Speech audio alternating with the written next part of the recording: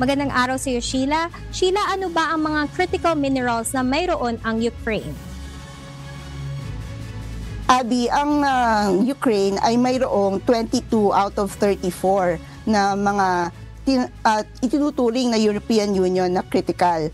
Ayon sa Ukraine Institute of Geology, ang Ukraine ay nagmamay-ari ng tinatawag na rare earths tulad ng lanthanum at cerium na ginagamit sa paggawa ng telebisyon at mga ilaw. At iba pa mga mineral na ginagamit naman sa mga turbines, electric vehicle, batteries at mga mineral para sa pag-produce ng nuclear power at lasers. Abby, sa isang pahayag mula sa administrasyon ni Ukrainian President Volodymyr Zelensky, sinabi niya kabilang sa mga napag-usapan nila ni US President Donald Trump ang mga sistema ng depensang panghipapawid at mga parusa laban sa Russia.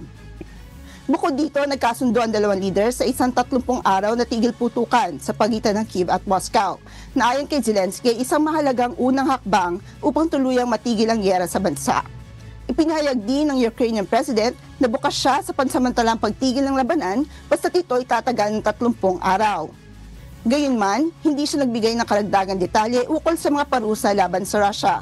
Dagdag pa niya, pumirma ang Ukraine at Estados Unidos na isang kasunduan ukol sa mga critical minerals na layong protektahan ang mga pamumuhunan ng Amerika sa Ukraine. Pati na rin ang teritoryo at mamamayan ng bansa. Magkakaroon ng isang pondo na mamamahala sa mga pamumuhunan at kita mula sa nasabing kasunduan. Sa pamamagitan nito, magkakaroon ng US ng mas prioridad na access sa mga mineral resources ng Ukraine kapalit ng investment mula sa Amerika para sa muling pagbangon ng bansa.